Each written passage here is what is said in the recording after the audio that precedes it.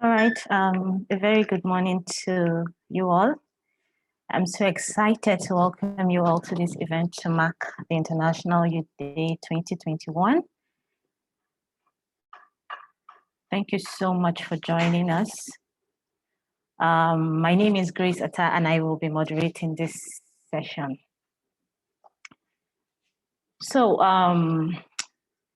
just very quickly before we begin, the International Youth Day is celebrated every year to focus on issues facing the youth in the country, and also bringing them to attention of the international community. This year's theme aims to highlight the importance of youth participation in nations building. And so this makes it almost impossible for us as the work in progress partners to ignore the importance of this day. And this is because in 2020, we had a youth advocacy project called the BeingYoungNG project. And it was launched to amplify the voices of young Nigerians and highlighting their experiences, their challenges, and the opportunities available to them. So we'll get to hear more about the project during the course of this engagement. So I guess we'll just get the ball rolling then. If you're just joining us, you're welcome. We feel truly honored to have you here with us today. Please note that this event is being recorded.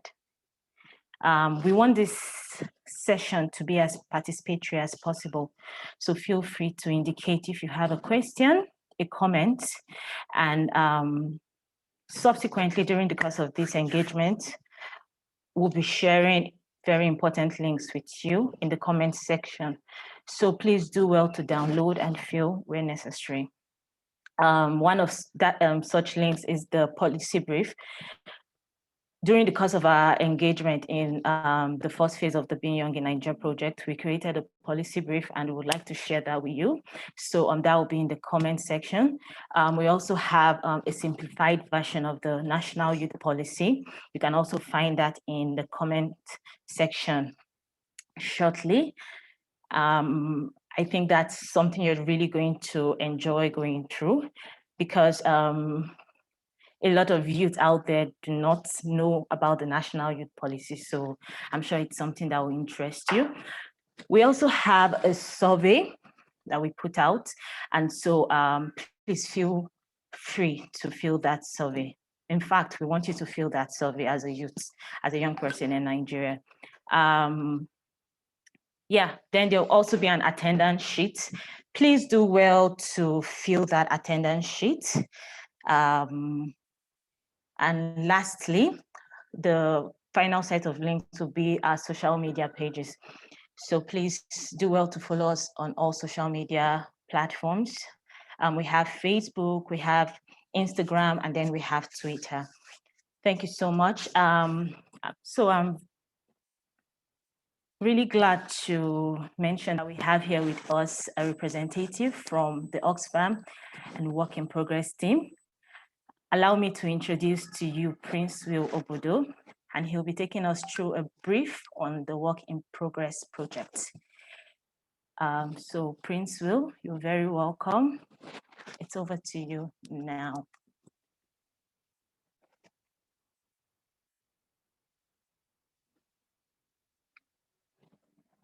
I think I've seen Prince Will on this call. Hello, Grace. Yes, I'm here. Can you hear me? Yes, I can. Can you see me? Mm-hmm.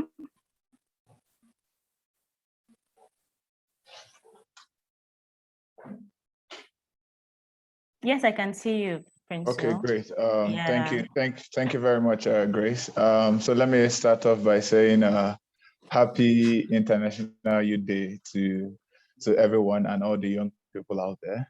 I think this is a very special occasion, and let me also say good morning to everyone joining in, ladies and gentlemen. It's my pleasure to be with you all today, and I'm also very excited. Just like I said, International Youth Day. I'm also a young person, so I also have reasons to celebrate as well. So I'd like to welcome you all to this International Youth Day celebration on behalf of Oxfam Nigeria. My name is Prince and I work with Oxfam. So today Oxfam in Nigeria joins the rest of the world in celebrating the tremendous creativity, talent, and the hard work of young people in Nigeria, but not just in Nigeria, but also young people all across the world. At Oxfam, youth are actually at the heart of what we do, and they actually contribute key right holders in our programming. Looking at Nigeria, where you see that 60% of the growing population of over 200 million people are 35 and below. I don't think there's anything, I think we need to even be celebrating young people every single day. And that every single thing we're doing has to circulate around young people, because we need to create the right conditions for continuous growth and development of young people. Because we believe that there's no country that wouldn't benefit from a youthful, vibrant, and skilled workforce. So all this is also in line with the objectives of the Work in Progress project, which seeks to improve the economy and have positive expectations about their future. And we do this by creating more employment opportunities and stimulating entrepreneurship as well. So in the process of doing this, we're actually using an integrated approach where we're also looking at the supply side of the labor market, whereby we equip young people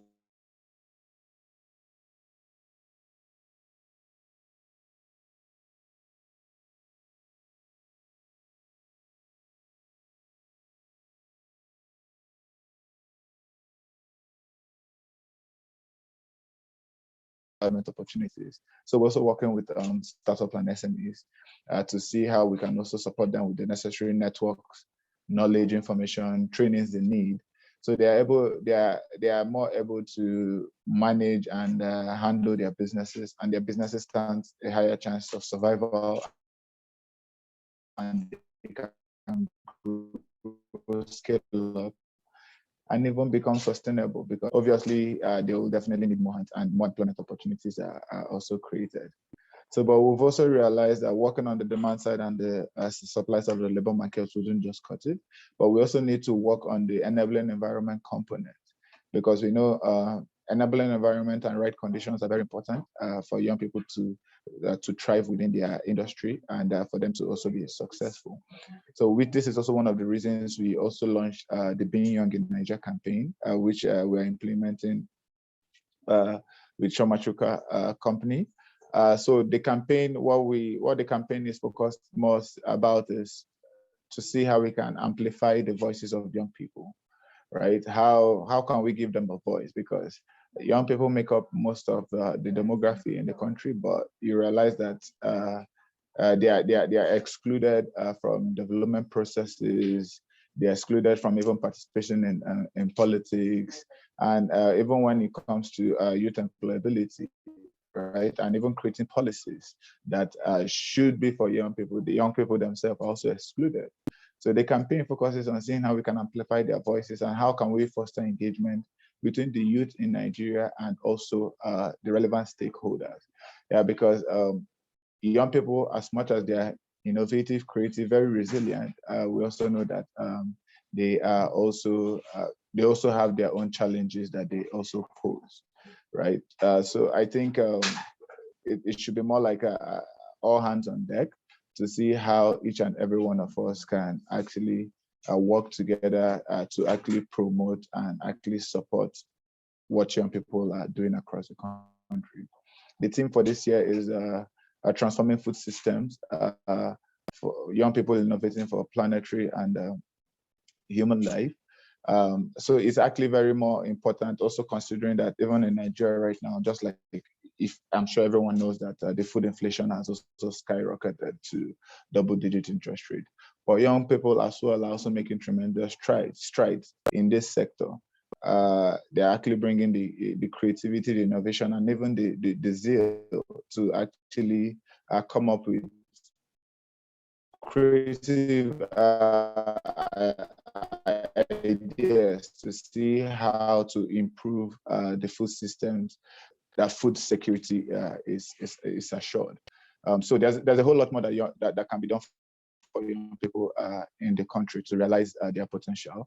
And Oxfam and Work in Progress project, we actually taking it upon ourselves to see how we can support young people by building their capacity, even supporting them grow their businesses, even also seeing how we can also provide startup grants for them to also see how they can also use this funding to further scale their businesses. But before I leave you all, amidst all this, I think this is a day to celebrate and recognize all youth across the country and the world for their hard work, creativity, innovation, and even wealth creation and economic development they are making in various spaces. So once again, I like to welcome you all to this International Youth Event, and I wish you all a happy International Youth Day. Thank you very much. Thank you very much, Prince Will, and happy International Youth Day to you too. Thank you for the work that you do at the Work in Progress team. So we'll be moving right into the next section, but then before that, we, like I said earlier, please do well to follow us across social media. We have a Facebook handle, an Instagram page, and then we have a Twitter page. And so across social media, we are at BeingYoungNG. Let me take that again, at BeingYoungNG. My colleague has dropped that in the chat section, so please do well to follow us. Thank you so much. So I'll be introducing my colleague, Peter, to take us through the next session. So Peter will be talking us through the survey. Thank you.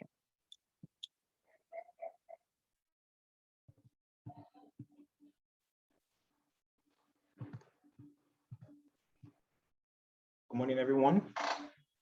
I'd like to welcome everyone again to this wonderful event to celebrate the International Youth Day for 2021. We're glad that every single one of you could join us. We're more excited for the conversations we're about to have, especially regarding the state of the youth in Nigeria, especially also regarding the strides that we expect to be able to take and the changes that we're hoping to see as time progresses.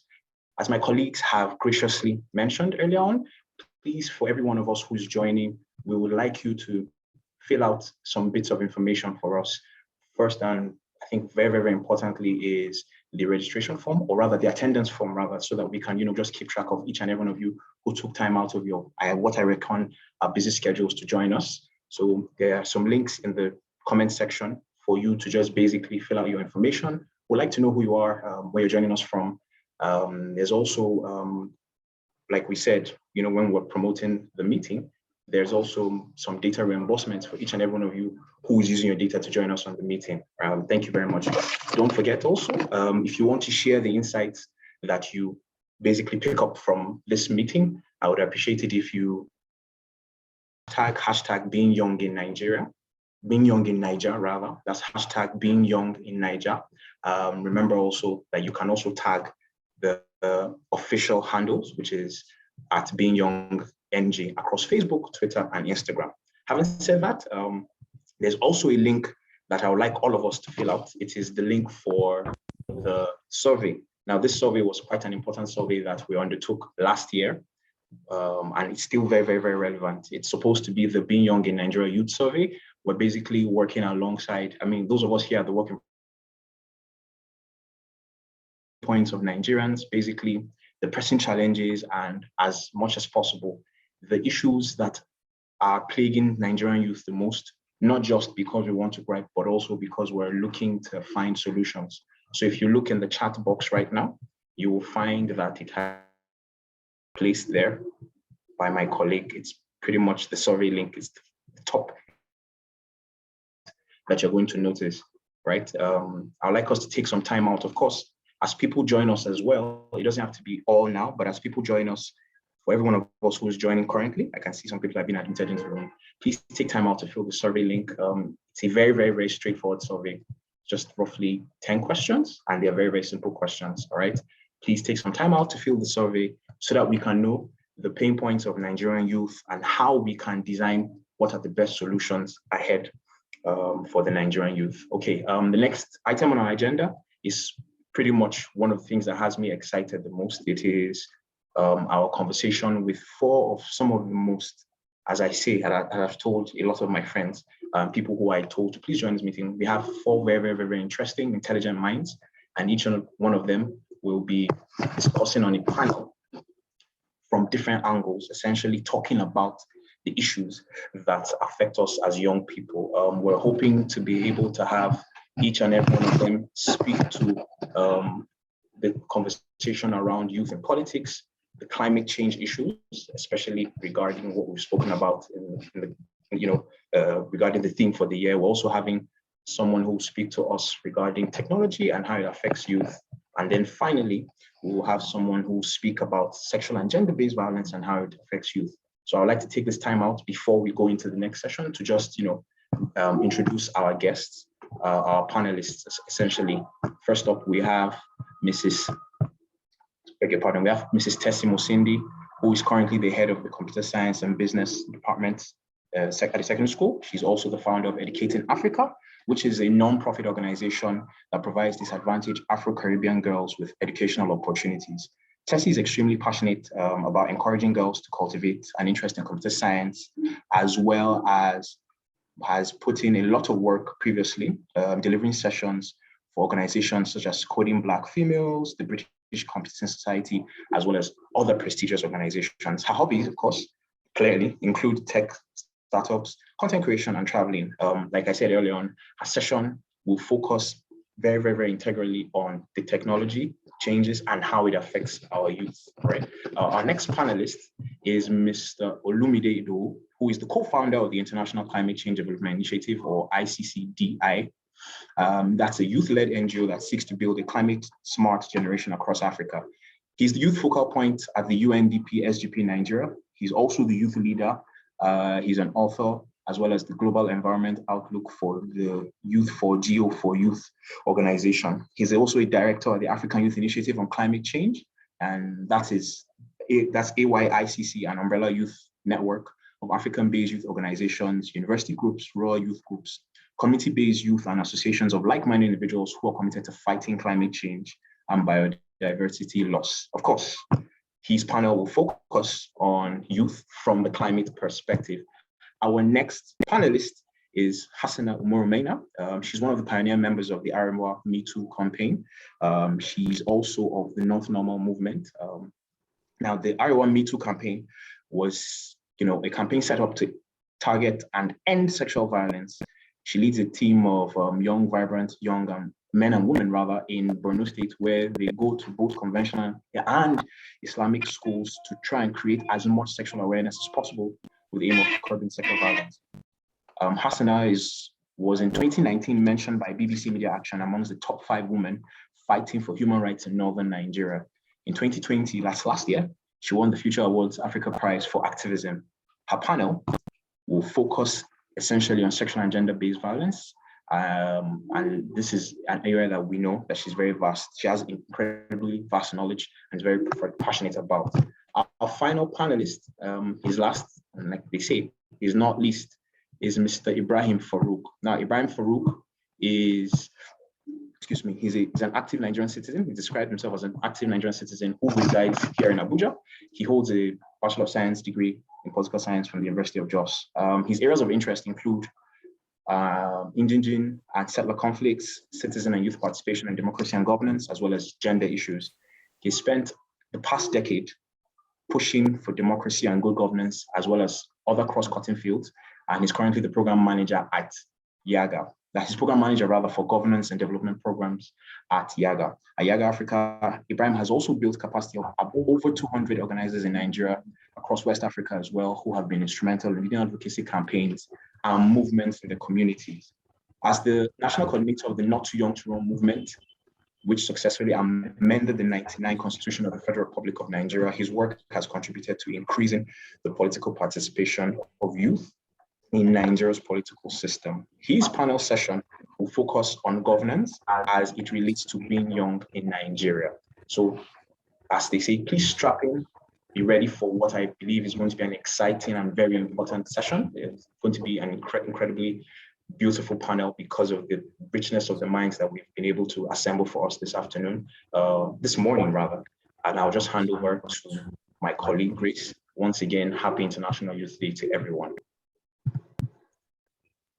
Thank you so much, Peter. Thanks for introducing the panelists. And I think we'll get to meet and welcome our panelists better later. But then we should jump right into the panel discussion in the next 10 minutes. But before then, I think it's important to give a bit of context on what we are doing here. Like I mentioned earlier, and I think Prince Will has also mentioned that there's a campaign called the Being Young in Nigeria project. So I'm sure a lot of us want to understand what the Being Young in Nigeria project is, what happened in the first phase, and what we aim to achieve in the second phase. And so I'm going to be handing this over to my colleague, Gloria, to just run us through that. So Gloria, over to you. Okay, thank you very much, Grace. I'm so happy to be here, and like my colleagues have said, everyone, happy International Youth Day to everyone, here.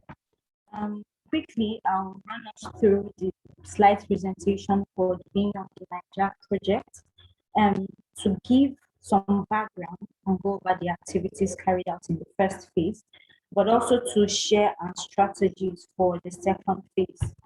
So I'll just go ahead and start sharing my screen now. Can everyone see my screen, please? Okay, so about the work in progress. The Being Young in Nigeria project is a youth advocacy campaign launched in September 2020 by Oxfam and implemented by Chioma Consulting Services Limited. It was introduced under the Oxfam youth-focused and youth-led project called the Work in Progress. What was the aim of the Work in Progress? It was to create employment opportunities and positive expectations about the future for the Nigerian youth, with focus on labor markets, supply, demand, and also to create an enabling environment. The campaign had 3 objectives. One was to amplify the voices of young people in Nigeria. The second was to highlight the experiences, our challenges, and the opportunities available to young people in Nigeria. The third objective was to engage government stakeholders on youth-oriented policies, policies that affect youth, policies that have to do with us, that brings us in through collaborations with youth-led bodies, through collaborations with agencies, and policymakers to achieve global action. Now, what activities did we carry out in the first phase of the Being Young in Nigeria project? First, we engaged 14 influencers over a course of 3 months. The campaigns went live in October 2nd, 2020. The second activity was the audience. The second activity were audiences between the ages of 15 and 29, the publics, and youth stakeholders. Now, the primary conduit was our social media engagement with influencers. And then shortly after that, on October 15th, a petition was launched to highlight and educate Nigerians on the provisions of the National Youth Policy.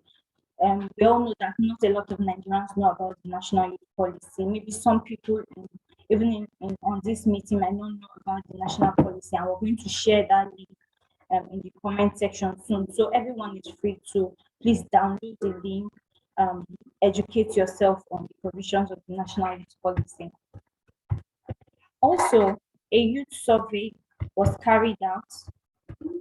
A youth survey was carried out.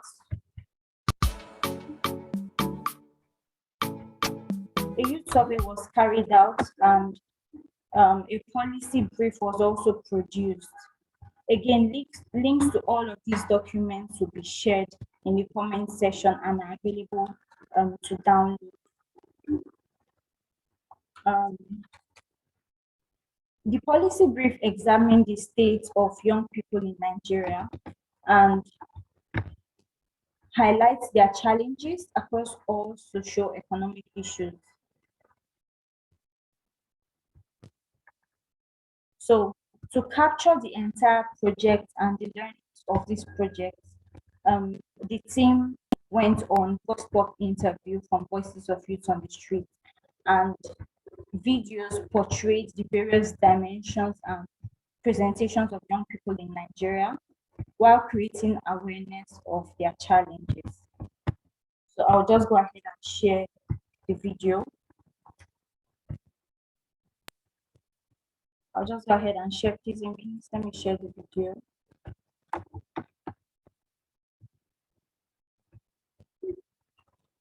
Please. It's horrible. Like me now, I'm in National Open University. You pay your school fees, and if you go and collect your course material, they'll be telling you story that is not available. They don't have it. We are not even being recognized as a youth in the country. A lot of young ladies, a lot of guys being murdered for no reason. Our leaders, they should check after us. We are suffering in this country. Halin rayuwa dai aikin bola muke yanzu a dai irin sana'an da muke yi na matasa ƙanana.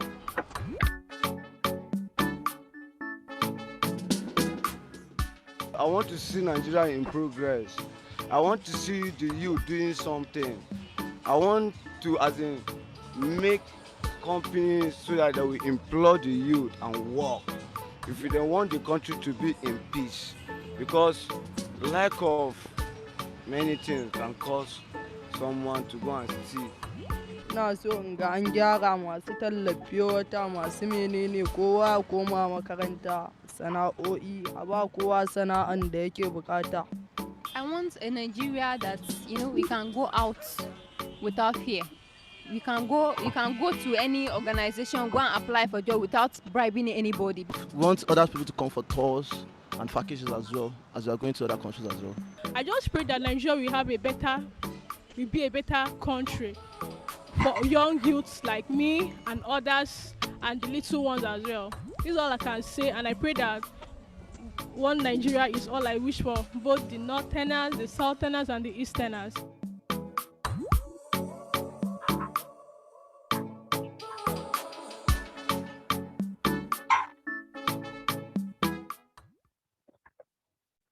Okay, so from that video, we can see that there are a lot of things that are important to young people in Nigeria, from education to low participation in politics or participation in politics to jobs, sexual and gender-based violence, finance, security, food and agriculture. If we look at education, we know that the Nigerian educational system is characterized by high literacy level, infrastructural decay, poor funding, and a whole lot of issues. There are over 10 million children that are out of school in Nigeria. So we see that education is a big deal for the Nigerian youth. Participation in politics is a big deal. Sexual and gender-based violence is a big problem. It's something that people face, Nigerians face, food and agriculture, security. We see what is happening with security in the country. People want to be able to go out and believe or trust that they will come back without issues. If we look back at the EndSARS campaign or the EndSARS movement, we know why that movement came up. Because Nigerian youths are not safe, or they do not feel safe in their country. So these are some of the issues that Nigerian youths face. And I'm sure if we ask in the comment section, everybody just write one thing that you feel is important to you as a Nigerian youth. We'll have a lot of different issues. We'll have a lot of different ideas. We'll have a lot of different experiences. So these are some of the things that affect Nigerian youth. Okay, so now we'll go into the second phase of the Being Young Nigeria campaign. Now, we plan to build on previous work and also expand the reach of our conversations. At the first phase, we focused on campaigns, social media influencers, but at this stage, for this second phase, we're going to focus on education and engagement. So for education, we'll focus on our campus tours. We're going to start with the National State University in Kefi. We'll also simplify the National Youth Policy. Like I said earlier, the links will be in the comment section, and everyone is please required or advised to download it. We'll also develop and deploy educational materials for this second phase.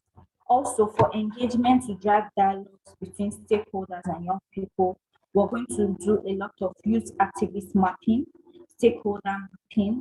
There will be dialogue between the government and the youth. We need to be able to dialogue, have conversations, and look for ways forward, because the Nigerian youth are really not happy, and we need to hold our government to account. We need to bring them together and look for ways to solve these issues once and for all.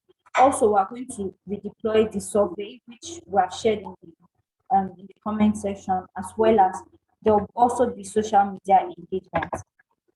So how can you contribute to the campaign? The campaign is designed to be youth-centric. It's designed to be led by youth because it is about us. So a cohort of youth and young ambassadors and activists will be mapped and trained to lead discussions and other important project activities. Now, these groups will be drawn from partner organization networks, young activists, student representatives, non-social media influencers, youth activists among different groups or across different sectors. We have those in the entertainment sector, media, sports, education, etc., as well as established youth groups. So how can you be part of the campaign? You can support the mapping exercise. If you have any ideas for us, we would like to hear from you. So please, you can drop comments in the comment section, or reach out to us on social media, and social media handles across all social media platforms is Being Young at BeingYoungNG at BeingYoungNG, and we'd really like to hear from you. So that's the end of my presentation. Thank you very much for listening. And also, like I said earlier, please follow us across our social media handles at BeingYoungNG. Thank you. All right, thank you so much for that presentation, Gloria. I'm sure we all understand, or we all have an idea of what the Being Young in Nigeria campaign is about already. So basically, it's just to highlight the experiences of youth and then provide solutions to the problems facing Nigerian youth. As Nigerians, I know I, for one, have a lot of things to say about this campaign. Coming from the north, where I grew up, living as a young person in Nigeria has been very difficult. And I know that if I ask each and every one of you right now, there'll be different things from different perspectives that people would want to say. So for me, especially in the north, as I said earlier, it's been from one level of insecurity to another.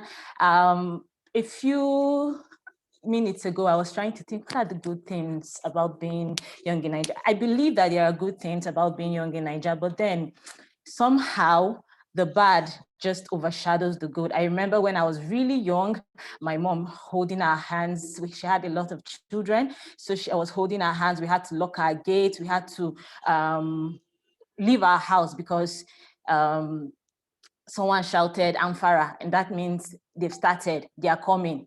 So it means you have to run away. If not, they can come and burn you in your house. They can come and kill you in your house. So it's just from that to growing up. I remember when I was coming back from church one day, and then everything was fine. All of a sudden, the next thing I saw, like 2 hours later, everything had changed. Dead bodies were on the road, people were burnt alive. And so for me, that has been a really, really crazy experience about being young in Nigeria. So I would like to hear from you all. Like I said, I want this session to be as participatory as possible. Feel free to use the chat section. Feel free to indicate if you have something to say. And we would really, really love to hear from you. So before I go into the panel discussion, I'd like to hear your responses. Does anyone want to share with us their being young in Nigeria experience?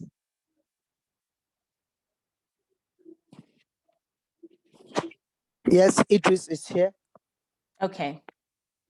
Yeah, my name is Idris Mohammed. I'm from Kaduna State. So I was born and brought up in a very conservative community where the voice of young people, this including women, are suddenly recognized. Young people are always being pushed aside when it comes to the issue of democratic governance, as well as decision making in my community, especially in the northern Nigeria.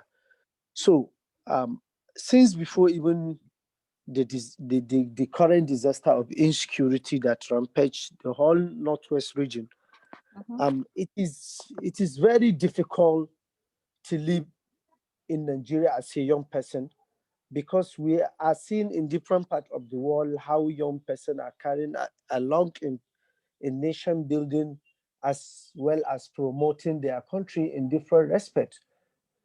When issue of security, issue of governance, issue of entrepreneurship, issue of investment, but reverse the case when it comes to the issue of youth inclusion in Nigeria.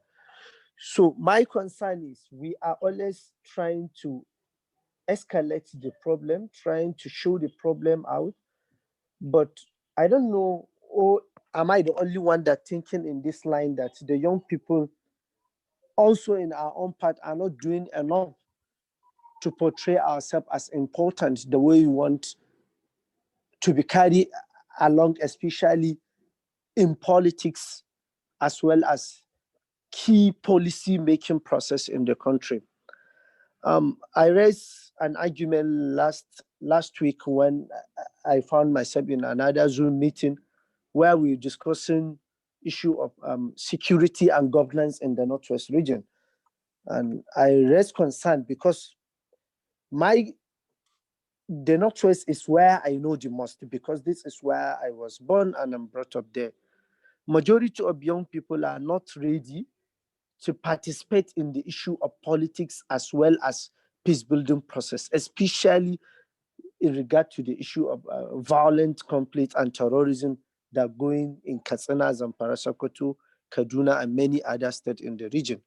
But when it comes to the issue of entertainment, the young people are forefront in showing their interest as well as bringing their own quota towards developing that sector. But once you bring an issue of peace building or issue of politics, you see the majority are not saying anything. This could be issue of, I don't know, either apathy or any other thing. So I don't know whether being young in Nigeria can come up with a very key program that will help in restoring the hope in the mind of young people, especially in northern Nigeria. I can tell you this is the first time I know this organization, and I pick interest in knowing their activities because we are 2023 is approaching, and from the hearsayings and views of the young people in the northern part is unfavorable, because majority of them are saying in 2023 I'm not going to partake in anything that has to do with politics, because this current administration wasted 8 years without doing anything for us. No any development ginger toward young people, no any projects in helping our dream. So there is no way for us to be always, despite the number we had in the in the last election, and also majority of us are young people in Nigeria, and we are doing enough to bring the desired change, but we are not carrying along in any oriented project in the country. So we don't have interest in involving ourselves in the politics again. So what Being Young in Niger can do to restore that up, and also show the young people, especially in the northern part, because southern part is different when it comes to that. Because the reason why I'm saying that, I'm not saying that just to make my fellow northerners feel bad, but it is clear evidence that the young people in the southwest as well as the south are more informed and more educated when it comes to the nation building compared to our young people in the northern parts. So what kind of programs can you do to be youth-centered oriented that will restore the hope in the mind of young people in the northern Nigeria to know that they are vital and important in nation building, number one. They can take part in politics, number two. Number three, they can also contribute their own quota towards peace building in the region. My name is Idris Mohammed. I'm from Hassana State. Thank you very much. Thank you so much, Idris. We'll keep that in mind even as we progress with the conversation. So please, as much as possible, I'm going to take one more comment, but please, as much as possible, I want us to be very brief. And also, this is a solution conversation in as much as we have a lot of challenges that are facing youths in Nigeria. This solution conversation, and I'm sure during the panel discussion, our panelists would provide solutions or just help us with solutions. So right now, I want just one woman, a lady, just one more comment from a woman. Anyone? I can see some hands raised, but then I want a woman.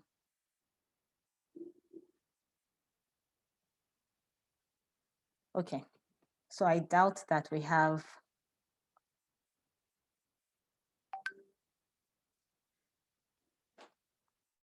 All right, so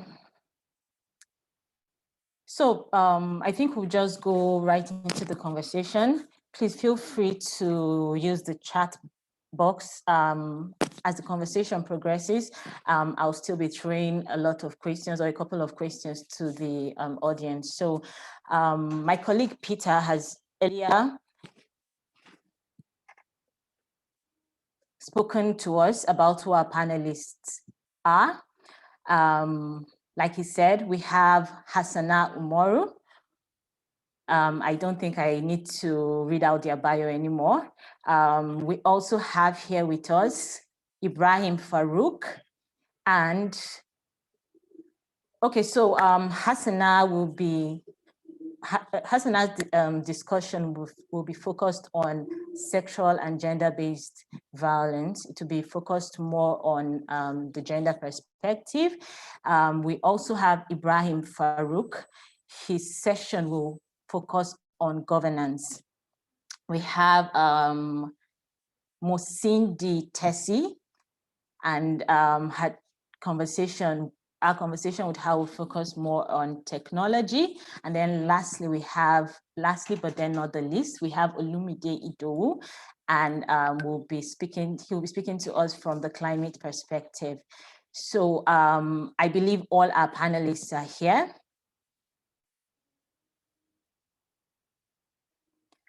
Please, if you are here, just can you indicate?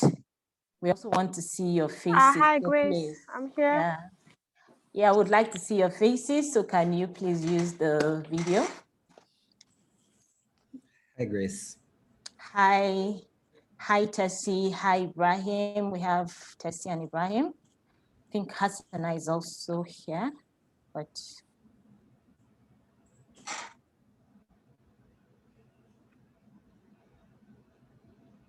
Okay. Hi, Hassana. Can you hear me? Yeah, hi, Grace. I can hear you. Okay. All right. So I think everyone is here. So once again, thank you so much for being here. Because of time, we will just jump right into the conversation. So the first question I have for you I don't think this should be in any particular order, or yeah, just it's going to be in a particular order. So I believe we all saw the video that was shared earlier. So during the first phase of the Being Young in Nigeria campaign or project, we went out to the streets to capture voices on the streets. And a lot of these people seem truly dissatisfied with the condition of young people in the country. So we'd like to hear from you. What is your Being Young in Nigeria experience? You can talk about the positives and you can also talk about the negatives, but then maybe you shouldn't focus on just the negative. So can we start with Tessy? Right, thank you so much, Grace. And thank you very much as well for kind of hosting this, because you've done such a good job of outlining the context of why we're here. And I'm really honored. I just want to say I'm really honored to take part in this conversation because it's something I'm very passionate about, and I've been passionate about it since I was quite little. So it's amazing for me to join all of you this morning and have a voice and be able to contribute. In regards to your question about being young in Nigeria, I don't live in Nigeria per se, so I'm not going to lament as much. I'm going to think about the positives of why I always return. But I have lived in Nigeria for stretches of time in Lagos and in Abuja. And one of the things that I've noticed is when we talk about youth, it's so broad. It's such a broad space in defining who the youth are. When you're in the UK, the youth are 13 to 25, maximum 30, for example. But in Nigeria, I always used to get this comment of, oh, you're not married? Well, you're still your youth. Or, oh, you haven't bought a house? Well, you're still youth. You live with your parents? Well, you're still youth. So meaning that you could be 60 and still be considered youth. And I think that disenfranchises the voice of actual young people. So for actual young people living in their communities, I don't know if it's a cultural thing as well, as long as they're living with their parents, then their voices don't count. Rather, the voices of their parents is what counts. And what that means then is that things are not created with them in mind because they're not getting to speak about how they feel. So that's coming to my next point as well. I think being in Nigeria previously, starting to change bit by bit, is that your feelings also don't count. You're always supposed to get on with it.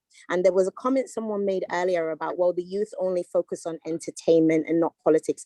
Well, I think it's because that's where they feel that their feelings count. You know, if they're sad, if they're feeling happy, if they're feeling joyous, if they're feeling sexual or whatever, they get to express that through music and through movies and through dance. Whereas when it comes to politics or the community, their voices don't count. And when you are voiceless, then you feel powerless. So I think that a lot of the times the youth in Nigeria feel powerless, and that's why they can't participate, because from their parents straight away, it might be a cultural thing or religious thing, traditional, I'm not sure where it came from. Their parents straight away say, well, your voice doesn't count. You live under my roof in the first place. Whereas in the UK, for example, you could live under the roof and a 13-year-old will tell you no. And you kind of feel like, well, you live under my roof, well, I don't care. So I'm not saying that there shouldn't be a balance. I'm not saying we run wild as youth, but I still think that powerlessness is making Nigerian youth feel like there is no point. What is the point of participating if from your home you're already told that your voice doesn't count? And that's me done, really. Thank you very much, Tessy. Can we have Ibrahim Faruk? Thank you, Grace. And let me just start by saying Happy International Youth Day to everyone. And thank you for hosting this conversation. It's definitely timely, and it's a great opportunity for us to speak about what it means to be young in Niger, or to be young in Nigeria. And I can see that there are a lot of young people on the call, and it'll be glad to share experiences. I know Idris had spoken about some of his experiences earlier. But to answer the question around what does it mean to be young in Nigeria, for me, being young in Nigeria is almost being a statistic. And the reason why I'd say this is, and I think Tessy made the point, many times you hear, oh, young people make up 70 or 60% of the population, as the case may be. But you ask yourself, beyond that statistic, what does it mean for us as young people in Nigeria? What does it translate into? Because it hardly translates into participation in governance spaces. It hardly translates into quality education.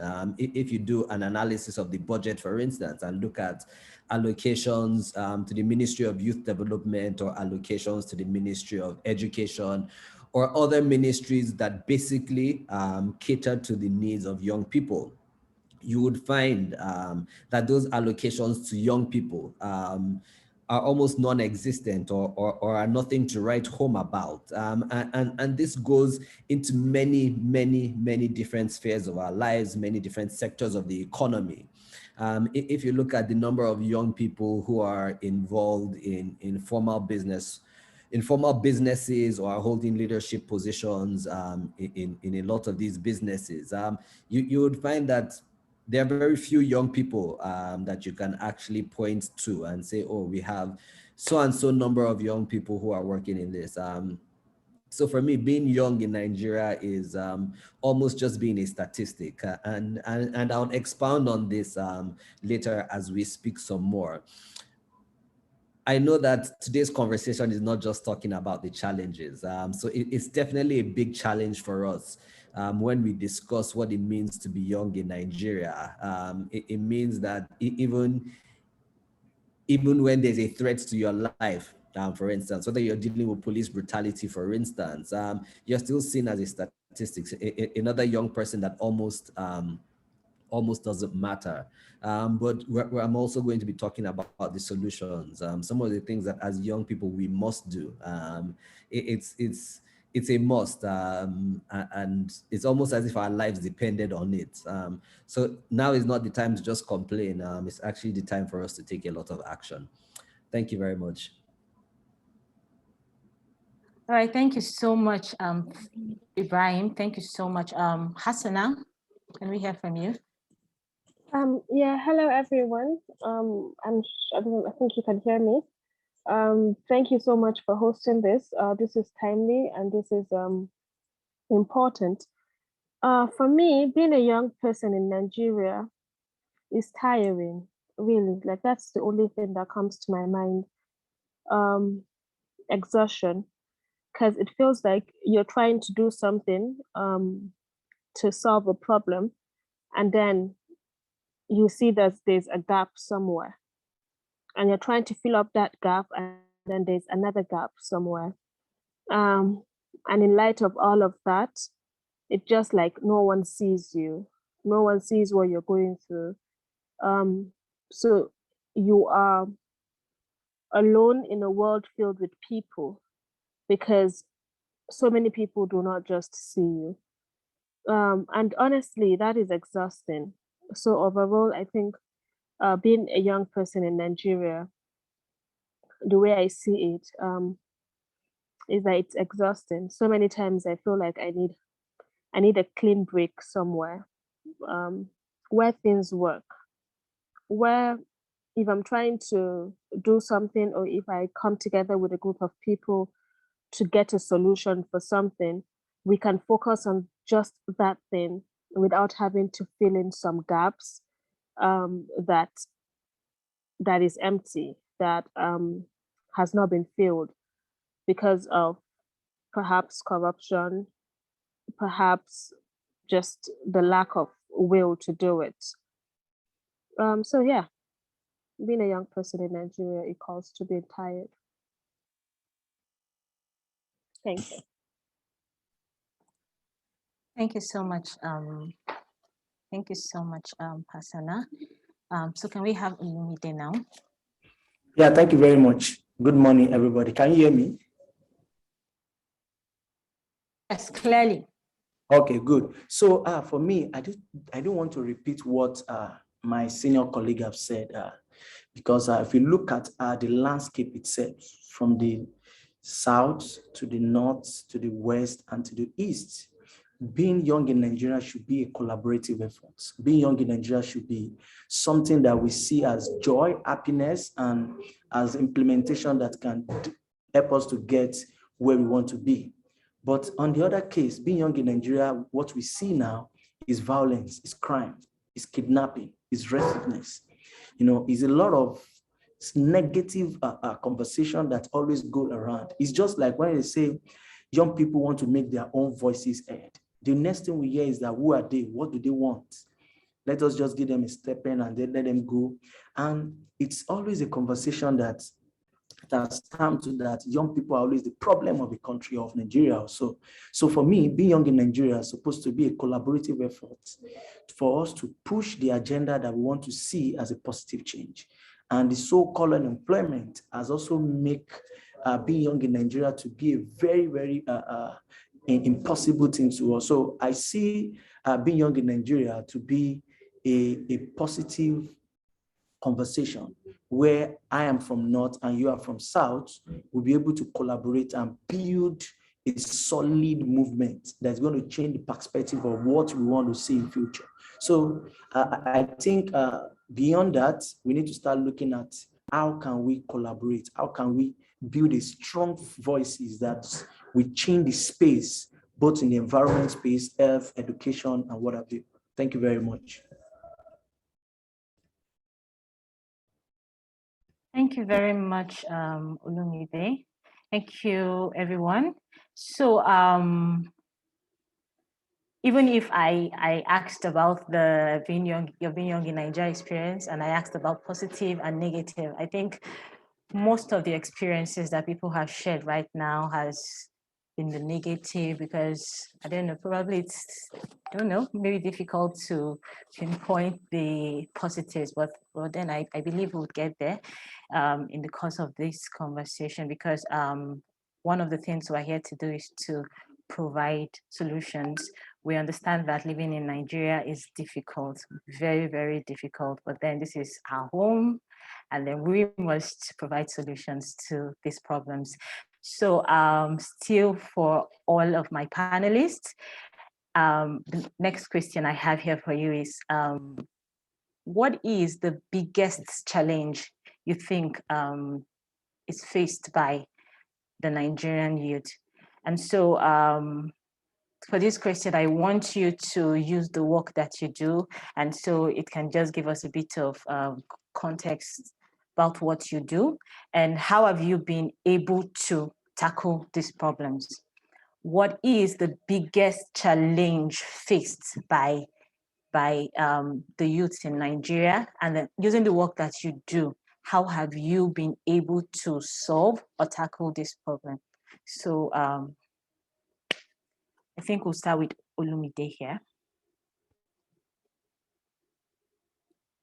Hello, thank you very much. I think one of the biggest issue that I've seen that has actually, as an environmentalist, that I think is actually one of the biggest challenges that we see when it comes to youth participation is issue of, like I said in my first conversation, that the collaboration between young people to actually achieve a sustainable environment is one.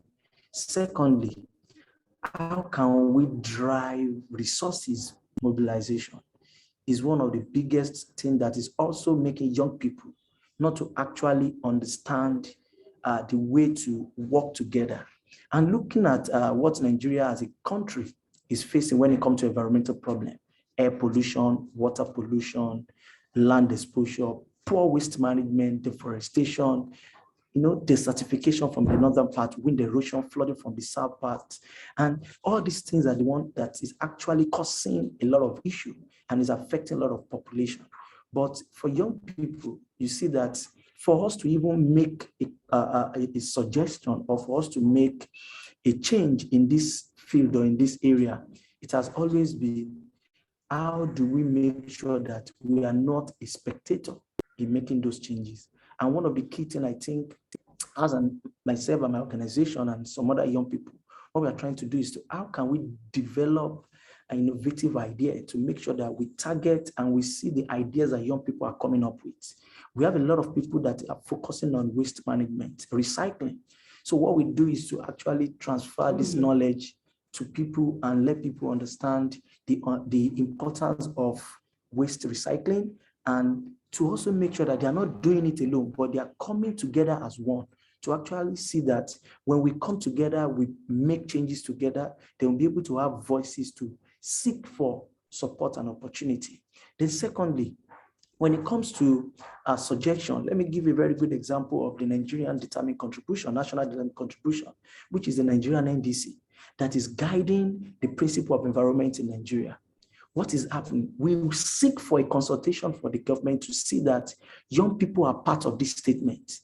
2 weeks ago, Nigeria released the complete national, the nationally determined contribution document. But out of the 60 pages, we only have half a page on page 30. That was just a statement made by young people.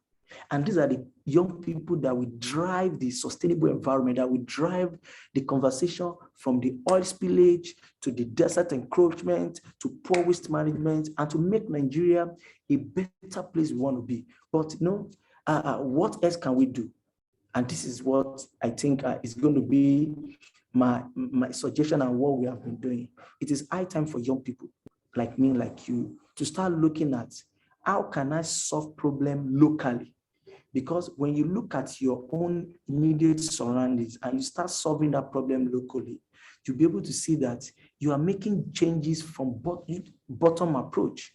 But when we are looking at starting solution from the top approach, then we get it wrong. And that is where we see that the political conversation, climate politics conversation comes in. So for me, I think it is high time for young people to see that driving solution from a bottom approach actually give us that space to see how we can make these things done.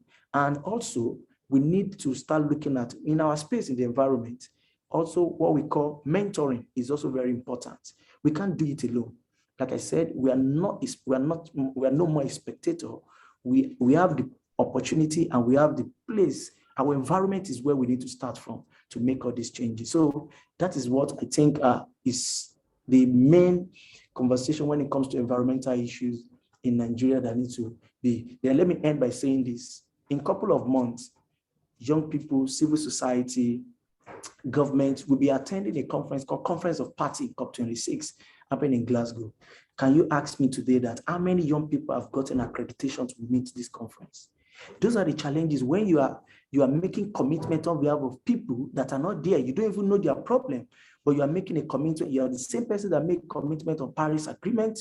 You are the one that made commitment on the Malabo Declaration. You are the one making commitment on the National Determined Contribution. So what is the role of young people as an environmentalist, as an activist, as people that want to see solution driving from the local to the national? So we need to start looking at how we can get our own space. And the way we can get our space is to show what we are doing locally, so that they will be able to see that we are not just talking, but we are making changes locally, very close to your local government, very close to your councillor, to make that immediate solution so that they'll be able to understand what, and this is in all other aspects of communication or all other aspects of programs and projects across the value chain. Thank you very much. Thank you so much, Olumide. Thank you so much for that. Very obviously from what you've said now, it's really important for youth to quit, not necessarily quit complaining, but then if complaining is the only thing we're doing, it means we are not going to make progress. And so it's important for people or youth, young people, to take matters into their hands and work towards this change. From these experiences that you've shared with us right now, what are the valuable lessons that you have learned? And what advice do you have for young people in Nigeria just to ensure that they are able to surmount these challenges too? Are you still talking to me, right? Yeah. Okay, so like I said, one of the things that I think we need to start doing as young people, I think you've mentioned one of it, we should stop complaining. As long as we are not spectator, we have the Nigerian passport, we are a citizen, then we can actually make changes right from local, working with local actors. And we need to build a strong network. Building strong network doesn't mean that you should go and start your own strong network.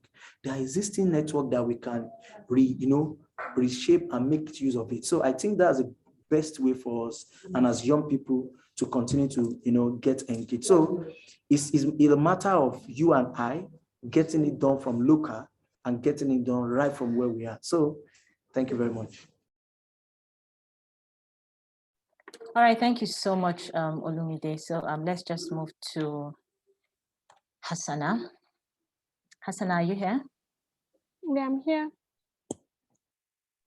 Okay, so if you can hear me, I'll just go ahead.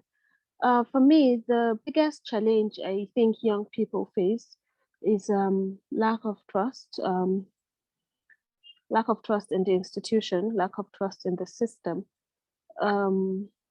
As an advocate against sexual gender-based violence, I have seen times and time again where the system has failed victims, and it does so with just this sheer nonsensical attitude, like as if these people, I mean, these systems were created to serve people, right? But then because of how ineffective the system has been, because of how ineffective these institutions have been, and by the institution, I am talking about the courts, I'm talking about the police system. So at the end of the day, so many victims of sexual gender-based violence just end up not getting justice, even after being violated in so many ways. Just yesterday, the victims of the Abuja raid have been, they've been judgment, and the court has ordered for compensation. Which is a good thing. And this, we saw how many activists stood up and pushed for this to happen. But also what the system has also shown us is that if any story that is not media worthy, any story that has not been lucky enough to get media attention, then it also invariably means that it's also going to die a natural death without the victim of that story getting justice. And so the lack of trust, the lack of trust in the system is the biggest challenge that young people face. Because there's no bigger betrayal than this. There's no bigger betrayal than knowing that the system that has been created to serve you is working against you. So yes, and I think that just also marries my first point when I say young people are simply just tired. As a young person, when I remember Me Too started, it started organically on Twitter with young people coming out to say they have also been violated in ways that was surprising for many to see, considering the conservative nature of where I'm coming from, of the North. But so many Northern young girls coming out to say they've been violated by people. It was surprising. So we got together and we decided to see how we can also push for the domestication of the VAP Act. And that has been, I think, our first formal introduction to how rotten the system is. And pushing for the VAP Act, staging peaceful protests in front of state houses of assemblies, saying how some state leads were violated by the same police that should serve them, that should protect them, and also seeing how sometimes we have cases of sexual gender-based violence, cases of rape, and you take this case to police, and then the police says things like, "Oh, the victim actually obviously enjoyed it," and this is the situation where we find ourselves. So it is really tiring because we do not even trust the system. So many people would come and then there is an issue of rape, for instance, and someone is calling people. We're calling people to help solve the situation when we have a whole police system that we cannot trust. It's exhausting. How can we? we can't continue like this, obviously, because it is not, we cannot continue relying on strong people in Nigeria. We need to strengthen our system, and then we need to be able to trust our system.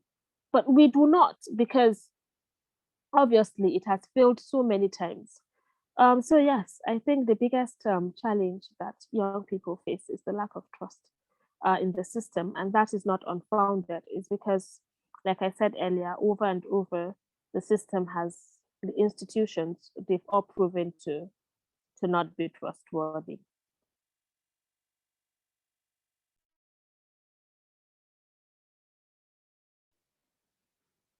Thank you so much, Hassana, even though I lost you at a point. Thank you so much for that. Then we also want to know, using the work that you do, how have you been able to tackle these problems, and what are the lessons you've learned from these experiences that you want to share So with yeah, young people?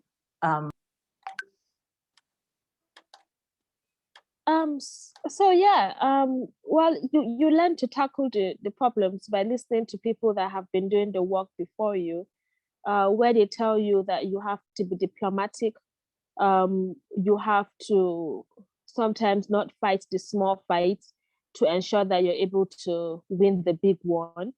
So even when a police officer says things like, oh, this 10-year-old girl is the girlfriend of her rapist, who is a lecturer and is, I mean, way older, you still just keep quiet, and you do not try to argue with him, because at the end of the day, you want the case to be filed. So, well, at the end of the day, whatever lesson learned, I do not think is record worthy, because we are just in a limbo. It's exhausting, it's tiring.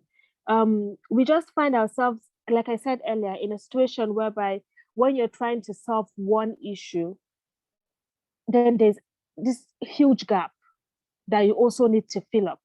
And then you're working there and there's another huge gap. Because what Ariwamitu was supposed to do was, it was not supposed to be a referral system. So when they say, oh, someone has been raped somewhere, and then the case is reported, we're just supposed to refer the person to places or organizations, or I mean, sexual assault referral centers. And then you look around you in the north. I mean, how many northern states have this? And even states that have sexual assault referral centers, how many are accessible? So we just keep on advocating, we just keep on pushing. And most importantly, we just keep on trying to be diplomatic and hoping and praying for the best while we do our best. All right, thank you so much, Hassana. I'm just going to throw this question open to the audience. Does anyone have a comment to make? I can see a couple of comments in the chat section. So does anyone have a comment to make about this? Just raise your hand. Okay, I can see one hand raised. As much as possible, can we keep the comments brief? Thank you. So Abubakar, maybe you should unmute yourself. I can see your hand raised. Abubakar Yunusa.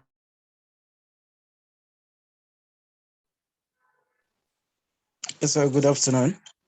Good afternoon. Yes, my name is Bakari Yunusa. I write for Leadership newspaper. Yes, sir. Before I begin my comment, and I have something to say too, as I would like to commend the host of this program, the Shioma.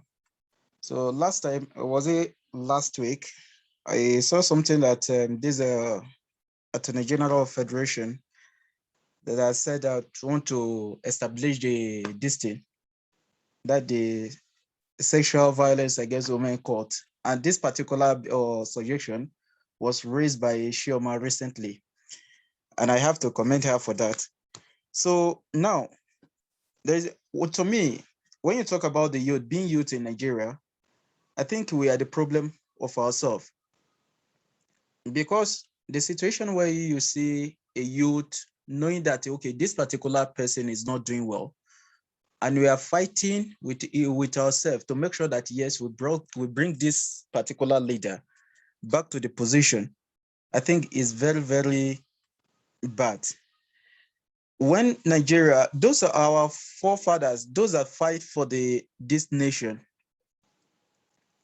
I think they were age of 20 to 30s when they fight for this country. And now you see there's someone that is above 30, 25, whatever he think of or she think of is that to trying to get money and start spending the money anyhow without thinking of her future. When the Nigeria holds this thing, this answers, was it last year, early last year? So what happened then was many of the public analysts came up that, okay, yes, Nigeria's youth should come up and bring out their own political party. With this, we can say something, our voice will be heard. And with this party, we can even overthrow those that are not creating a conducive environment for us. But today, after the end of everything, we hope getting nothing. So nobody don't want to come out, because if you are not the son of somebody and you're caught by this, by one particular administration, by the police, and it's only God knows how many years or how many days or how many months they're going to spend in the prison.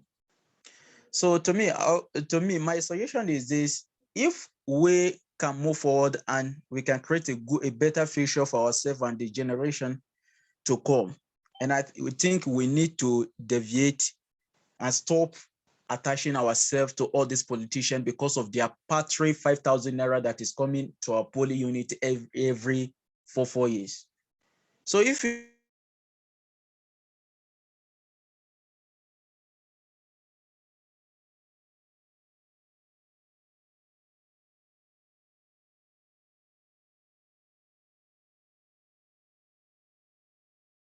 Sorry. Thank you so much, Abubakar Yunusa. Thank you so much. So let's just move to Tessy Mosindi.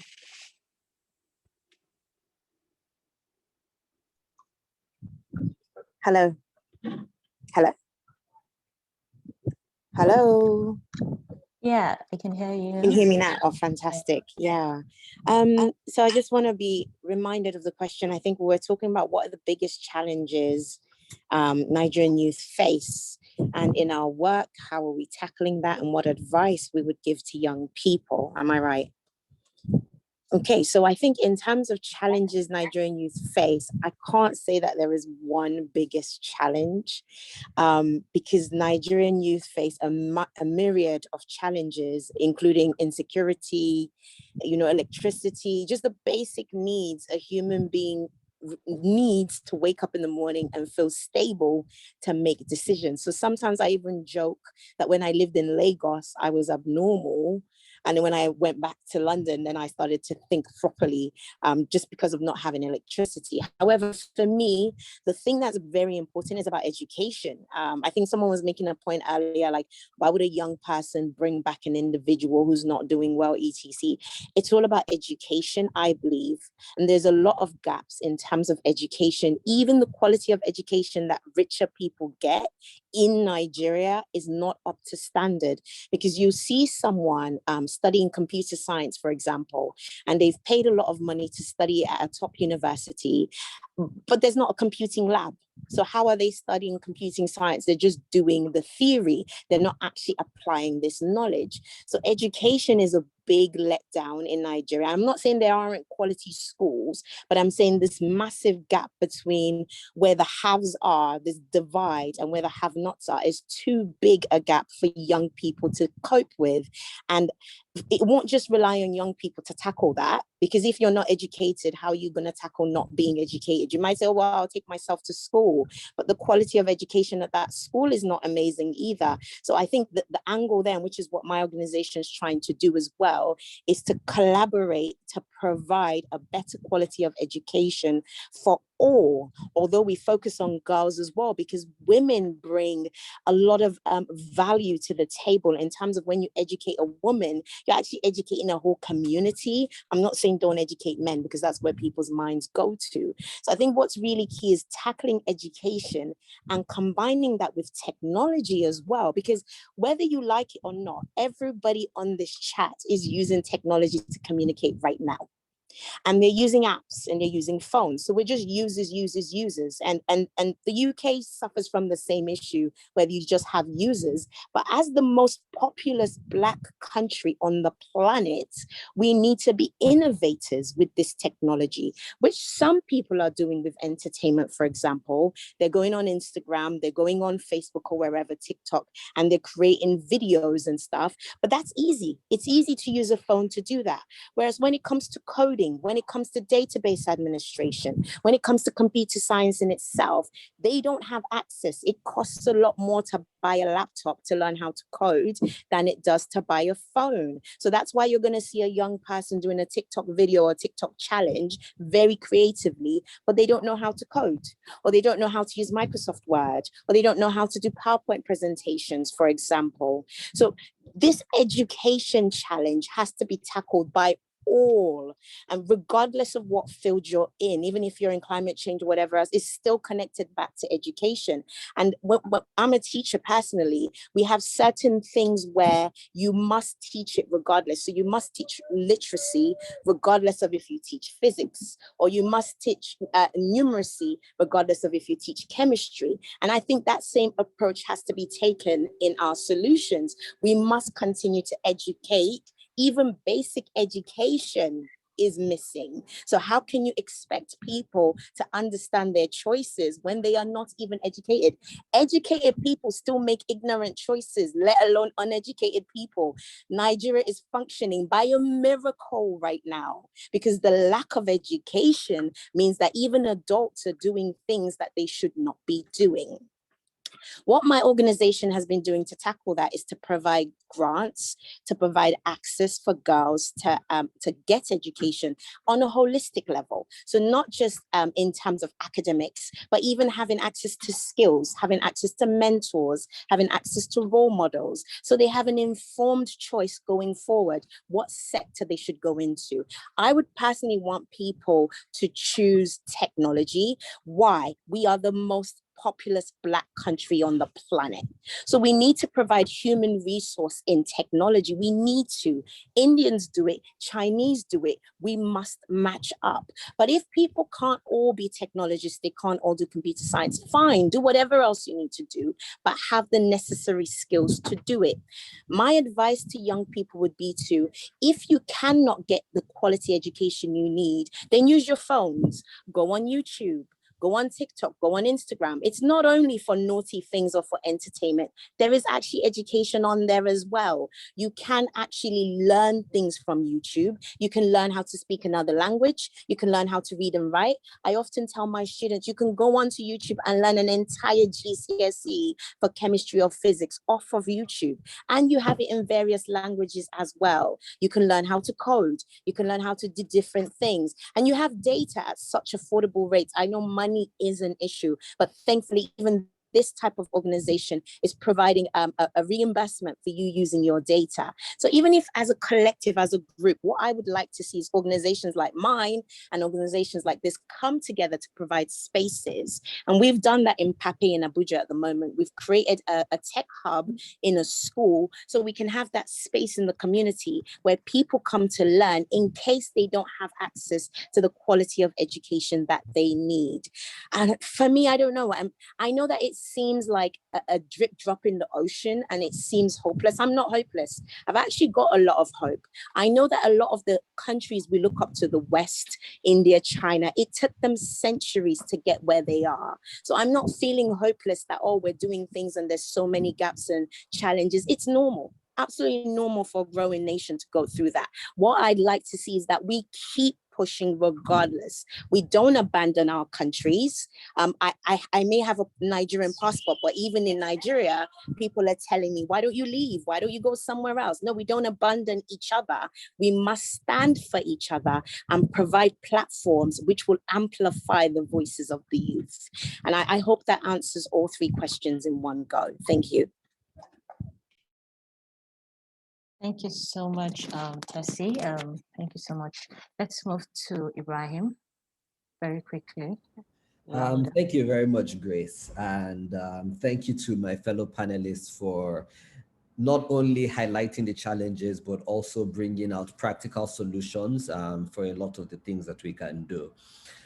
For me, one of the greatest challenges, and stemming from the work that I do, is around how we can increase the participation, the inclusion, and the representation of young people in governance spaces especially. And if you remember, like I said earlier on, being young in Nigeria many times, it just means you're a statistic. And let me give you an example. Right before the 2019 general elections, the Independent National Electoral Commission, INEC, released the statistic that said young people make up 51.1% of our voters register. But if you look at the percent of young people in elected offices, we're struggling to find 3% of young people. And in this case, I'm using young to say between the ages of 18 and 35. But even with the work that we have done with Not Young to Run, and we saw a remarkable increase in the participation of young people, candidates, and as aspirants.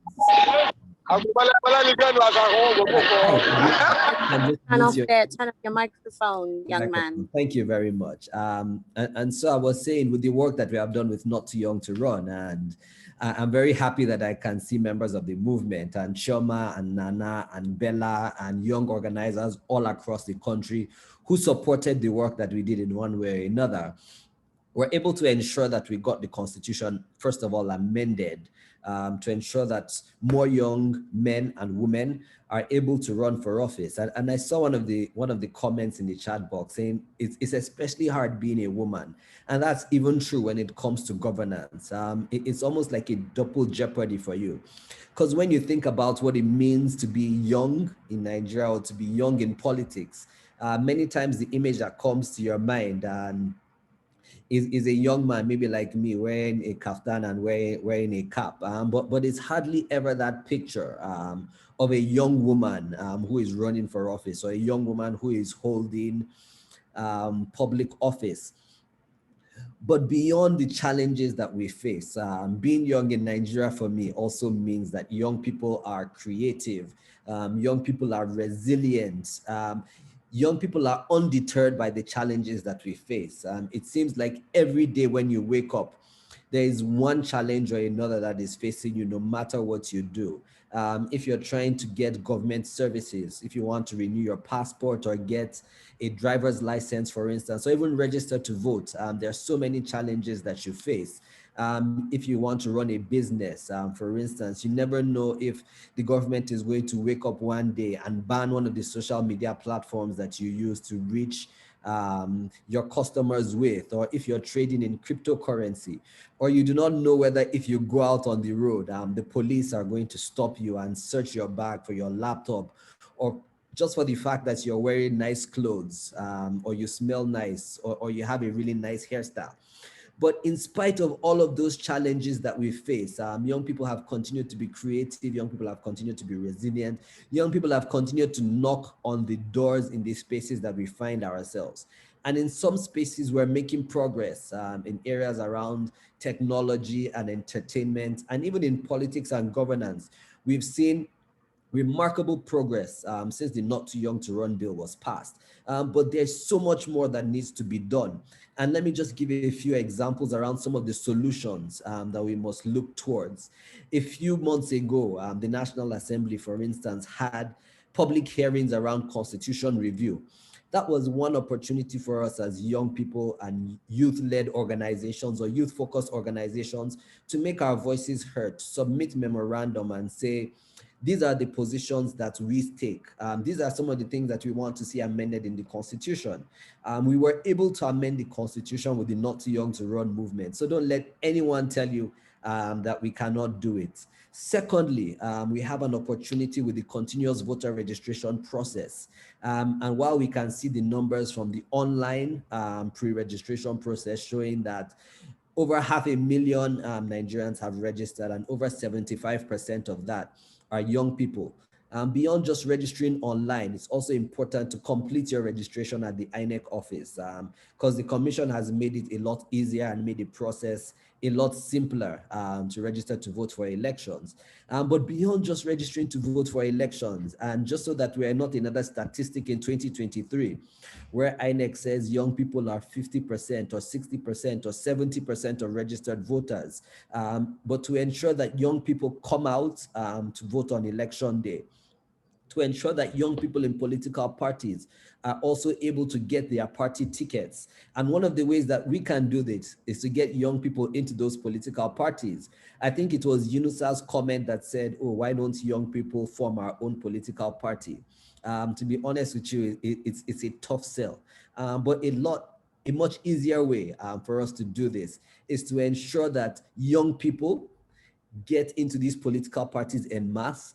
So we're in those political parties as members, to ensure that as young people, we seek leadership positions in that political party. And not just as the youth leader of the political party. If it's in your ward and your local government, you can aspire to be a local government, to be the chairman of the party at that level, or at whatever level, or whatever leadership positions we have in those political parties. And then beyond that, to get young people to run for office as well, and ensure that we have young people with competence, young people with character, young people with credibility.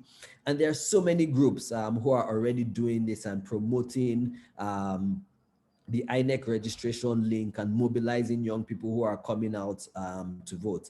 But beyond that, if you know someone as well who has competence or character, if it's your neighbor, talk to him or her to come out and vote. We have so many challenges, and I know we've spoken about so many of them, but we also have the solutions, and those solutions lie with us.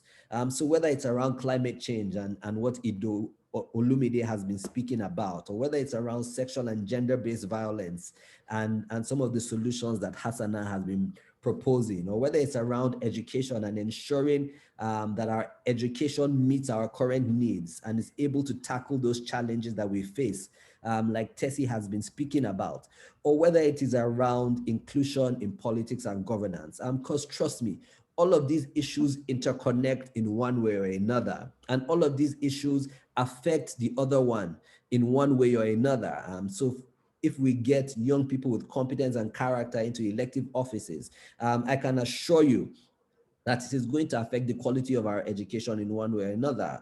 We improve the quality of our education. It also improves how we react to our climate and how we ensure that we have a healthy planet.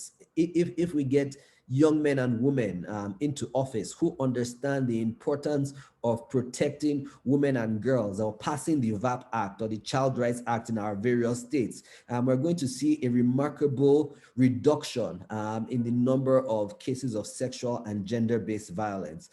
So don't let anyone tell you that being young in Nigeria is all about the challenges. Being young in Nigeria is also about identifying what those challenges are, but also asking yourself, what are the solutions? How can I be part of those solutions and take action so that we can overcome those challenges and we can be solution providers as well? Thank you so much for that contribution. Thank you to all our panelists for all the very, very valuable contributions you've made so far. We'll be rounding up in a few minutes, but then before we do that, I just want to know, just finally, I think it should take about 2 minutes. If you have any last words, and then 2 minutes each here. And then just a question that should also go to our audience. Please just drop your comment in the chat section, please. So if you were given a magic wand that will help you change anything about Nigeria, what would you focus on? You can drop that in the comment section, but then our panelists would like to hear from you while you give your closing remark. 2 minutes, please. Let's start with Hassana, please. Okay, thank you so much for this conversation. This is important. As I said earlier, it's also timely. We must work hard to ensure that we make Nigeria the type of country that we want it to be. And also many young people are working hard despite the unfavorable climate that we find ourselves in. And so today is International Youth Day, and today is most importantly a day for us to sit back and relax and reflect on the things that we have done, the things that we've been forced to do at such, young ages, the things that we've been forced to change. Also because look at EndSARS, young people died just to say stop killing us. And this is in 2020. It happened in 20. This is like just recently. But you get what I'm saying. Like these things happened recently. Young people went to the street to say stop raping young girls, and then women were harassed. But despite that, young people have been working. As Faruk said, young people have been going to open doors, have been knocking on doors, have been demanding to sit on the table.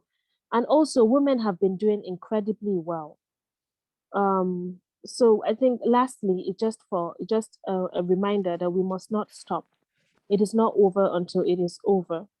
And if I have a magic wand to just change something in Nigeria, I think I would just probably change the whole justice system. I want to see justice being served quickly and rightly.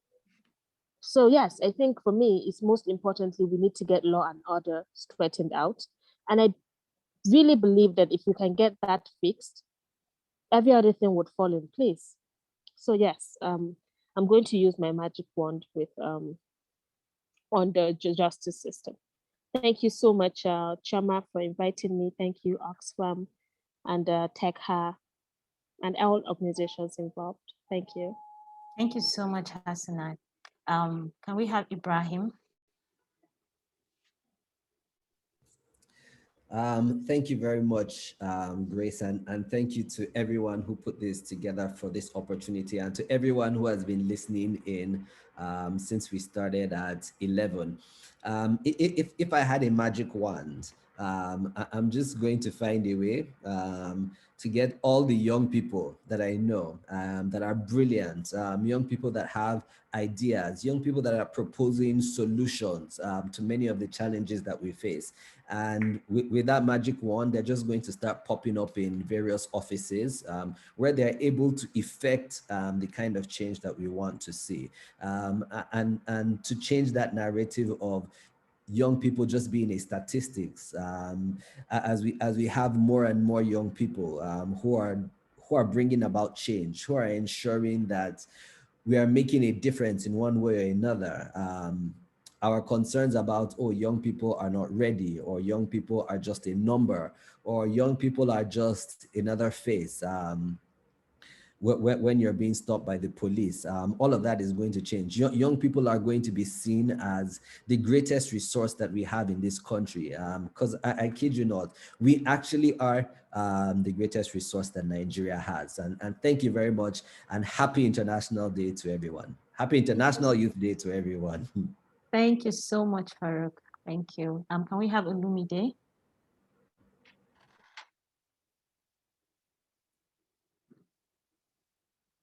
Is Olumide still on the call? Okay, let's have Tessy, please. Okay, so my thing is I must always brighten the mood. at the end of everything. So I want everyone to just have a look. Happy International Day from Zanzibar, from this amazing view. And I want you to keep that in your mind as hope. Like, there is a world out there that loves you, that cares about you despite being Nigerian. I don't want anyone to give up after hearing all of this. And the fact that you've joined this conversation alone means that you are enlightened already. So use that enlightenment to go forth, take action in any little way in your community. Don't think about changing things as a grand, big vision. Change it in your community. Volunteer with organizations in your community. Teach a little child in your community, okay? So when you walk away from this meeting today, have that in your mind. You are the change you are looking for. Forget the government and the things they don't do for you. Start with yourself and your community and the people that you love. If I had a magic wand, I would give quality education to each and every single person, male or female, because I think from education you get that enlightenment, that empowerment, that value system where you realize that you are worth something, because we need to change the way we see ourselves as Nigerians. We don't always value, we feel inferior. And I see that abroad as well. We go to places and we're sheepish. We kind of zoom in, even though we're very arrogant and loud, we don't want to really express how valuable we are to other countries. So make sure that with your education, you're valuing yourself, and that magic wand, I'd give education to everyone in Nigeria so that they can see how valuable they are to the planet. As the most populous Black nation, we give birth to the most beautiful people. So why not use that to our advantage and get people to really love us? Can everyone from Zanzibar say hello as well? Hello. Okay, they've all been sitting quietly hearing about Nigeria. They tell me how much they love Nigeria, how much they love Wizkid and Burna Boy and the movies and everything else. So we do have a very positive world image to some people. So let's be hopeful at the end of the day that we are doing something right. I want to end on that positive note. I don't want us to feel bad or sad in any way. We've got this. We can smash this. So happy International Youth Day. Thank you, Teka. My lovely colleague as well from Educating Africa, making sure I could make it today. And all of you are amazing. Thank you so much, Tessy. Thank you so much. Thank you to all our wonderful panelists. Thanks for making this conversation very truly enlightening. Thank you so much. We're going to be rounding up soon, but then, okay, so I saw a hand raised, but not anymore. So I think I'll just hand this over to my colleague, Peter, to just round up. Thank you so much. All right. Thank you very much, Grace. Thank you very much, Grace. I would like to thank every single one of you who participated in this very, very engaging conversation. I'd like to say thank you, most especially to Oxfam. You're, basically giving us this platform to have such an important conversation has helped facilitate something that I believe will bring a lot of solutions to all the Nigerians. We're really, really grateful for Oxfam's collaboration and the ability to be able to have this conversation. I just want to also thank every single one of our panelists. It was lovely to hear every single thing that you all said. We're really, really grateful for your time, for you taking out your time, as well as coming to share such insights with us. We'll also want to say thank you very much to every single person who basically joined the meeting at some point or the other. I know that being young in Nigeria is often a challenge when it comes to connecting via the internet, but we're grateful that you were able to sustain at least some time with us.